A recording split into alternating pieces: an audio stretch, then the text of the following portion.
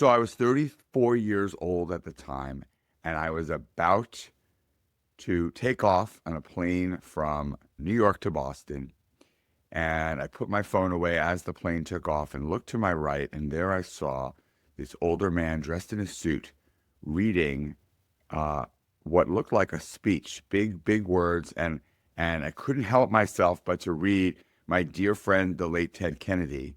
And I read on when I authored the GI Bill, and I could tell, of course, that it was an elected official. And so being a, assertive guy, an extroverted guy, I put my hand out and I said, "Hi, I'm Dave Kerpen." And he said, "Hi, I'm Senator Frank Lautenberg." And I realized I just had a golden opportunity of a 45-minute flight sitting next to a sitting senator. My name is Dave Kerpen, and I am the candidate. What does it really take to run for local office? On The Candidate, we're pulling back the curtain on the messy, expensive, and sometimes bizarre world of local politics. Join us as we share the unfiltered truth about what happens before you see those campaign signs pop up in your neighborhood. I'm your host, Jess Milanis. We're following serial entrepreneur Dave Kerpen as he dives headfirst into the world of local politics. Ready for a change in the world? This is your opportunity to be the candidate.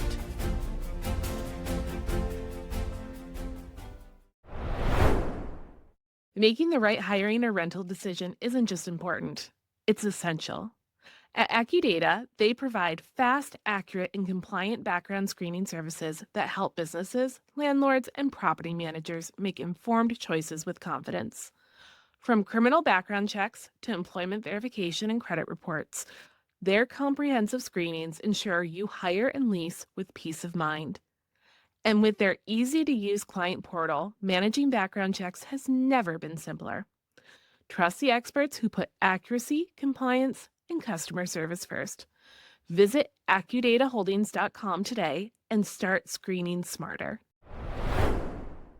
Before we get into the life-changing conversation that Dave had with the senator, I want to take a pause here for the audience and say that this is a conversation that really tells us about how we got here, how Dave got here. This sets the scene for understanding who he is as Dave Kerpen, the candidate, not Dave Kerpen, the dad, not Dave Kerpen, the entrepreneur. You'll get pieces of that in this conversation, but this is really a look into the sprinkles behind the idea of public service and the actionable steps on what you can do if this is something that you're interested in. So I hope you enjoy this episode. Wow. What an opportunity to be able to sit next to a sitting senator, have undivided attention for 45 minutes. So it's not a drain. It's not where they feel trapped. What was your first question?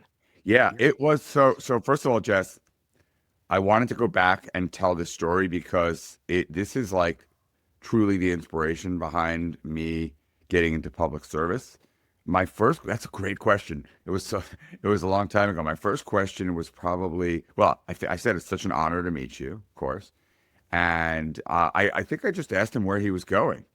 Yeah, because it was clear he was written a speech, and it turned out that he was going to speak at his one of his grandchildren's schools, and we had a nonstop 45-minute conversation. It was absolutely unbelievable, Jess. What I had no idea, to be quite honest, I had no idea who he was going into the conversation, and at the time, Carrie and I were a couple years into our first business. And we had two kids, two little girls. And we were debating, Carrie and I, whether we should have another child. And I was thinking about whether I wanted to go into public service. I had been a teacher. I had started this business that was starting to take off, but I still wasn't 100% convinced of like entrepreneurship. Entrepreneurship was hard, right? And So I started asking him about his career, and I had no idea, Jess, that prior to his 25-year career in government, he was 89 years old when I met him. Prior to his 25 career in government, he started a company called ADP and took a ADP, the payroll company, he took it public. He built it to 40,000 employees. I mean, he was an incredible entrepreneur and business person, like a massive entrepreneur, entrepreneurial success. So I realized as he sort of told me these stories about his career that like it's never too late and it's never too early to pursue, what you want to do, that you can totally change careers, right? So like anyone listening right now, no matter whether you're 22 or 72, like there's still time to get involved, in politics if you want. He started at age 50. He ran for office, and I'm sitting here now, 14 years later. I'm only 48. But it was just this. It was an incredible conversation, and he talked about what it was like to build a business at that scale, right? And at the time, I'm a young entrepreneur building our first business. And then he talked about his career in government, and he was a Democrat. Of course, party politics have changed a lot since then, but he was like me, a pro business Democrat. So that was really cool. And he wrote the No Smoking on Airlines bill. He wrote the 21 national age of consent to drink bill. He was really influential in government in the Senate. And so the plane is so we actually exchanged information, which was amazing. And he ended up mentoring me. I met with him a couple times in Washington. I helped him with his social media, which was like super So cool. cool. Yeah, it was so cool.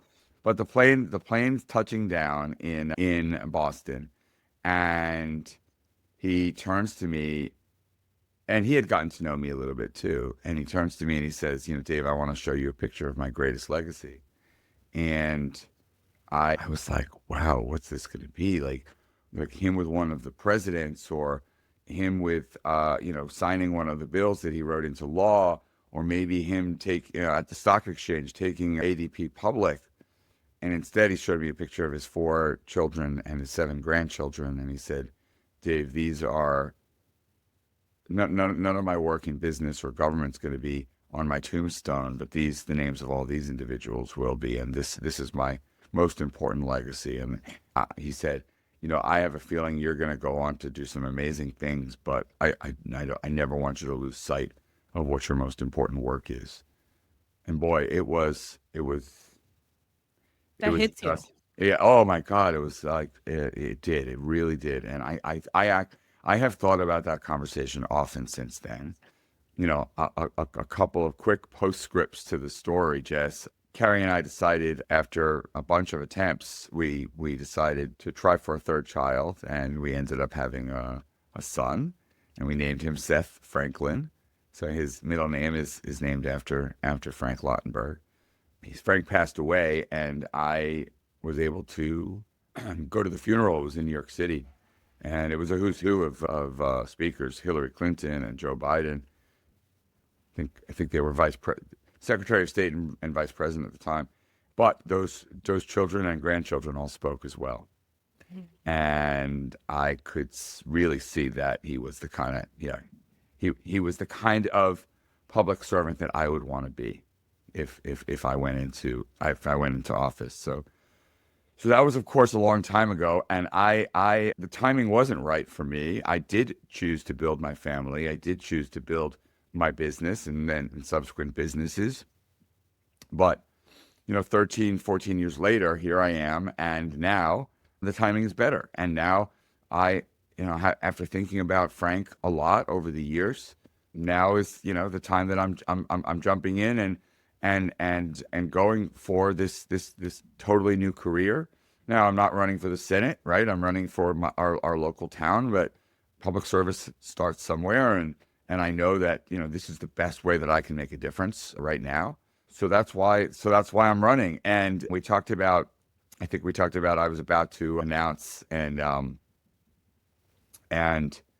so what I did, I I spoke, of course, that day, and it was an incredible success, Jess. I was so thrilled, and it was surreal for sure. Like as I got up there and spoke, I was like, is this real? Like, is this happening? Like I'm not a politician, but now I guess I am, right? Like all of a sudden I went from politician is not in my identity to, I'm getting introduced by all these former elected officials and the media is here and it's a room full of people and, well, now I am, I guess, or a would be public servant at least, I'd like to think, if not the dirty P word. Because by the way, I was thinking about this because I do sales training in my business with my business hat on. And I talk about how salespeople have a bad reputation. I think perhaps the only role that has a worse reputation than a salesperson is a politician. Well, because they're kind of like a salesperson and a lawyer tied into one, and it's just like boom, boom. It's awful. I want to know.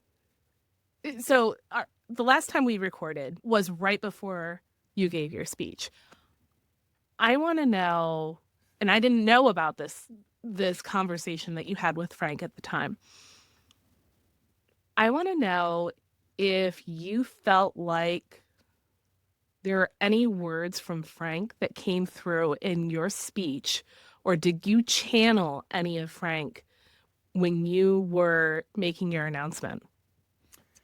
Yeah, well, you know what he said to me that has rung true not only in the announcement, but in pretty much every speech I've ever given. So like I had given probably a couple at the time, but not a ton when I met him. And the interesting thing is, like, I'm not a politician. I've never done the politician thing, but I have been in the public for a while because I wrote a bunch of books, and because I wrote a bunch of books, I end up doing a bunch of speeches and keynotes and all, and sort Yeah. of all these type of speeches. And one thing that Frank said to me, and I honestly don't remember whether it was in the context of politics or business, but or like speaking, but he said, one thing that's really, really important to remember, Dave, is it's not about you. Yeah. It's pretty much never about you. It's about them. It's about the people you're talking to. It's about their needs, their problems, their issues. And I think that is like a crazy important adage to remember in this business. First of all, actually, I'll say always for Always. everyone. Yeah. Yeah, Yeah. yeah. But especially in politics, because Jess, people get egos, man. I mean, politicians talk too long and too much about themselves, pretty much always. Yeah. So this filter that Frank gave me, and hopefully I'm not talking about him too colloquially, Senator Lautenberg. I mean, he told me to call him Frank. But that adage that he gave me, that reminder, is something that I truly have taken with me in every single speech that I've given, and absolutely channeled that again, speaking in front of what was a super interesting crowd, Jess, of like half like my friends that have absolutely never been to a political rally of any kind, and the other half like you know Democrats, like officials that had no idea who I was really prior, barely, knew me, right? Or many of Yeah. whom I had never even met. So like that's such an interesting mix of people. And but ultimately I wanted to tell my story a little bit, but really think about what the needs are of the people in the audience, the town that I was speaking to through the people in the audience and through the media. And yeah, it went really, really well. And then I was going to say the other thing that I did in the announcement was I wrote a LinkedIn article, and that's where I have like the vast majority of my following. We're at 600,000 people, and most of them aren't in the town. But I wanted to have a kind of a coming out party online as well with respect to like talking about what I was about and what I was doing. So I wrote this article and I referenced Frank in the story. And I think I published it the day after I spoke. So it was like 1-2 punch kind of thing, right? Yeah, you like immediately changed everything Yeah. across all platforms. It was like a testimonial in or testimony to your personal branding Yeah, experience. yeah, no, thank you. I mean, obviously, I've done this before, and so yeah, so I changed over the branding, and I wrote this LinkedIn article to kind of help explain everything that was going on. Oh, by the way, I did want to I want to quick humble brag from the launch that I was really happy about. There was a consultant in the room who told me that he's worked on a bunch of national campaigns, and he said that launch had more media and more people than some of the national campaign launches that he had Wow. worked on. So that was like really, That's huge. that made me feel really good. Like, like I was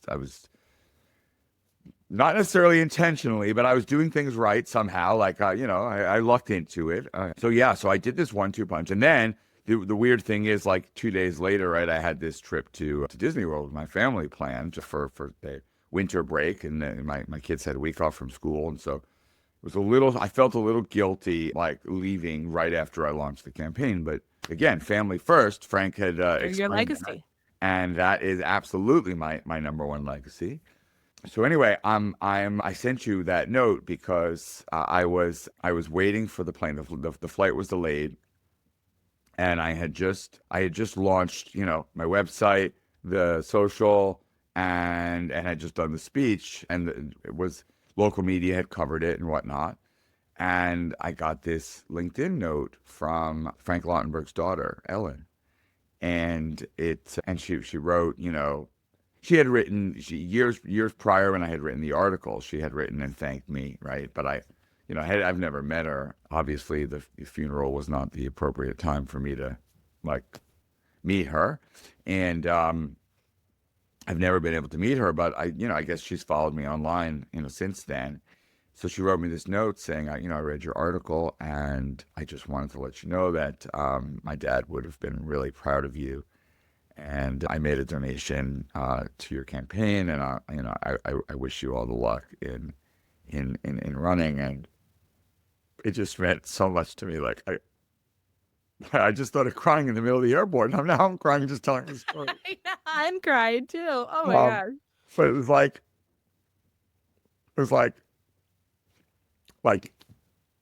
like his energy and his legacy and his spirit was like with me, and I'm so grateful to Ellen and of course to Frank.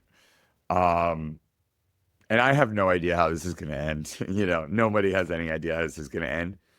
But if I'm successful, and if I'm able to do this, like I will have had so many people to thank. But the number one, the first person for sure, is Senator Frank Lautenberg. And so I wanted to tell that story because I think, I was telling you, Jess, it's like when you have a bunch of episodes of a show, and then like they have that like special retro episode and take you back to like how the character was formed. For me, like that's how the character of Dave Kirpin, the candidate, really was formed. Starting your morning with back to back meetings? Dunkin' has been keeping America's leaders moving for generations. Try our new brown sugar cookie cold brew, topped with brown sugar cold foam. Smooth, bold, and perfectly balanced. Pair it with a fresh baked croissant when you need that extra boost. Join DD Perks through the Dunkin' app or at Dunkin.com and start earning rewards on every purchase. The candidate runs on Dunkin'. In the spirit of doing a look back episode and figuring out how this all started, where you came from, what was the genesis of entrepreneur or public servant, really, math teacher, entrepreneur to now politician, I want to do a rapid fire. Tell me how you got here. So let's dive into that, Dave. I want to know why you chose local town supervisor for the first position to run. Yeah, so basically legislative positions are out because I'm not a lawyer and I don't want to be like a lawyer. So an executive role is where I believe I am best suited to lead. I am a longtime CEO, entrepreneur. Like I'm used to leading organizations of, a bunch of different sizes, and there's not a lot of executive positions. There's town supervisor. In this case, is like the equivalent of a mayor of the fifth largest town in the country. So it's actually a pretty big role for a local role. And then there's county executive, which is like the next level up. And then there's governor of the state of New York, right? That's and then president. So there's not a lot of executive positions, and this is one that feels like it's a really good fit um, for my capabilities and my ability to really make a difference in people's lives. Mm, awesome. And did you seek out this position or did anybody approach you from the local Democratic Party? Yeah, it was like sort of a little of both. So started asking around like a couple of people that I thought might be running, and then they kind of forwarded my name and info to the party, and I got this call from a woman named Sabi, who's the leader, the Democratic leader in our area, and then she kind of started the vetting process the other way around. So it was like, how like sometimes in a job interview process, both parties are kind of exploring each other at the same time. That's kind of how it felt. Did you do any research on this position or anything before you started running? I mean, you said that you were asking around, but like what sort of like how can you even research this position if you don't have the network? Yeah, it's a great question. I did, and I think different parts of the country things are very different. It's very very confusing, the different layers of government. There's literally like village government because there is an executive position smaller, right? There's the my village of Baxter Estates has a mayor, Mayor Nora. She's great. I don't think she's listening, but she's great. And Shout out to then Mayor Nora. yeah. And then, that the village covers one set of things, and then town, and then schools with I was on my school board. So in a way this is not the very first position because I did serve on my school board. It's not really considered political. It's certainly not party specific, partisan school board, but I did serve on my school board to manage the local schools, and then town, which covers buildings and permits and sanitation and parks. And so I didn't honestly know all of that until I did the research, right? And then there's county, and then of course there's state government and federal, right? So those are like literally five different layers of government, which by the way means five layers of taxes, which is insane, which is part of the challenges that we have as taxpayers. Um, so yeah, I did a little research, but it's still super overwhelming. It's like anytime you change industries in a career, like you can do the research online to better understand the new industry, but like if you don't have any experience in the industry, it's really overwhelming and different and new. So that's kind Yeah. of so yes, I did the research, and yes, it's also overwhelming and new and a lot of information. Yeah. What would you say would be the best first step if somebody who is listening wants to get started? Who would you say contact? What questions do you ask? Where do you look? I know you said it's different all throughout the country, but what would be the Dave Kirpin advice? Yeah, I would say talk to your local elected, some local elected. The first conversation I had was with Marianne Del Monte, who is our local legislator. So if I win, she'll be on my board, and I'll be the executive. She's the part of the legislative branch, and I'll be running the executive branch. I talked to her, and she was amazing. She's a true public servant, and she was really really helpful in getting me to understand the lay of the land. And then I talked to John Kamen, who had previously been a town supervisor, so he had previously had the role. So I would say a And combination. didn't he do the lead-in talk? He did. He did. Did I? I don't. And I haven't. He was amazing. I need to share that. I still haven't even shared It the. was so amazing. Oh, you watched it live. I Oh, did. I did. I saw it on Instagram. Yes, um, yes. That's why I was like, wait, I recognize that name. I need to share that because he was wonderful. And what was so great was how, yeah, he spoke like he knew me, right? I had had him over for dinner years prior. And so it was really nice. He spoke from the heart when he introduced me. But I spoke to him. And so anyone listening that has any interest, I would say, pre- like, if you don't know if you know what position you might be interested in running for, talk to a former person in that position, and regardless, talk to individual local electeds, right? Who hopefully, if they're serving you, they're gonna feel response. They're gonna respond to you and want to talk to you. And I think those are the types of folks that can give you the lay of the land. It's not. It's what's so funny, Jess? So many people come to me for career advice. Like I do a ton of office hours, pro bono coaching people around career. And what I say to them is don't apply for a job. Do informational interviews in companies where you think you might want to work and in departments where you think you might want to work and do informational interviews. And guess what? That's what I did. And that's what I would recommend you do in politics. Do informational interviews with electeds, with former electeds. That's the best way to get to know people and to understand like, oh, is this for you? Maybe, maybe not. Maybe you'll find that they're crooked and you'll be like, no, I don't want to have anything to No do with thanks. this, Yeah.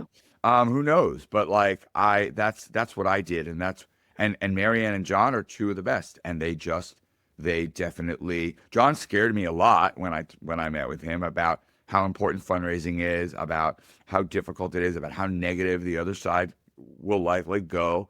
At one point, I was 45 minutes in, and I said, "Are you trying to talk me into this, or trying to talk me out of this?"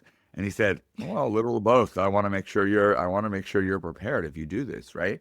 So I think, yeah, I think those are the types of conversations that are worth having. Awesome. Thank you so much, Dave. All right. Perfect. Thank you so much, Dave, for giving us a peek behind the candidate and helping us learn about these glimmers and how they brought you to this public service that we are witnessing here today. So, if you like the show, don't forget to subscribe, rate, and review. This is so important for us to continue to grow, and we appreciate each and every one of you. Thank you for listening to The Candidate. Thanks for going behind the scenes with us on The Candidate. If you enjoyed getting the real story about running for office, take a moment to rate and review us wherever you get your podcasts. Your support means the world to us. See you next time. Everyone's career path is different. Whether you're transitioning into public service or building your professional network, LinkedIn helps you make the right connections. Showcase your experience, discover new opportunities, and join conversations that matter in your industry. With LinkedIn Premium, you get insights about who's viewing your profile and advanced search filters to help find the right people. Start expanding your professional network today at linkedin.com. LinkedIn, connect to opportunity.